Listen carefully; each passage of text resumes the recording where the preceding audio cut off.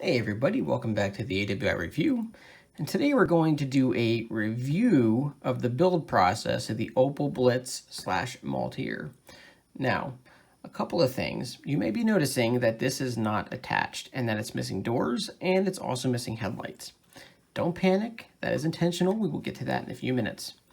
So, I'm gonna go on a slight rant here because when I first got this kit, I was kind of concerned about it. I had some reservations.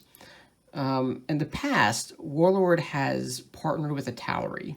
Now, Italeri, in my opinion, is a great finished product, but the build process, I think, is tedious and time-consuming and just not very pleasant.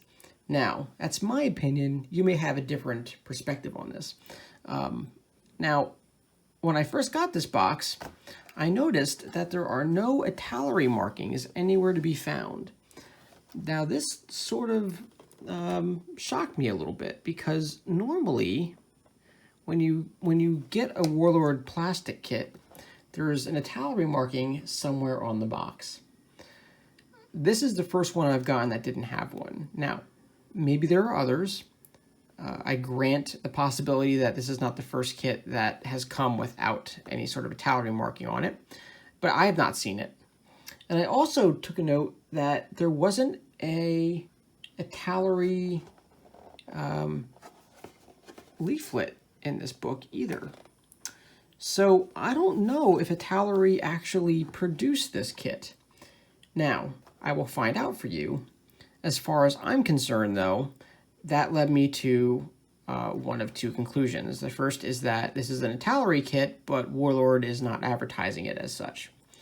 The second is that it is not an Italeri kit, and that this is Warlord's attempt to kind of push itself into the plastic vehicle market. Now, that could be good and bad, right? If it is the latter, you know, there's a lot of entrenched companies out there, Tamiya, Rubicon, even Italeri, you know, they're pretty entrenched. People know what to expect when they pick up one of those kits.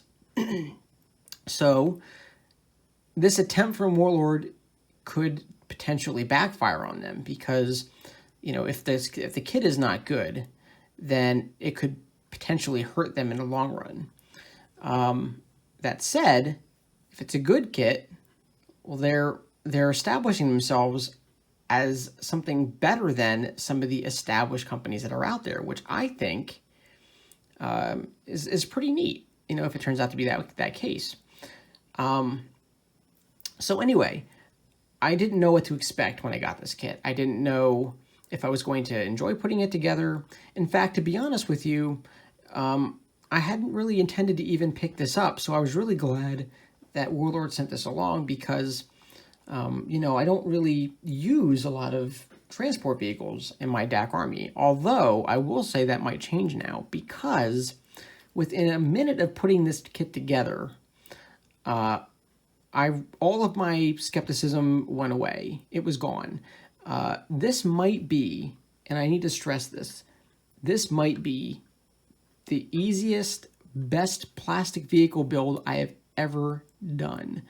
That includes Rubicon, that includes Italeri, that includes other model companies, that includes even back to like 40K when I was building like Rhinos and like Tau Hammerheads and things like that. Like this kit just destroyed them all with how easy it is. The instructions are clear. They're not missing any vital information. I mean, that's like one of the big things with the Italeri kits is that the instruction booklets, they're not the easiest to follow, and sometimes they're not very clear about where pieces go. I didn't have that problem with this vehicle.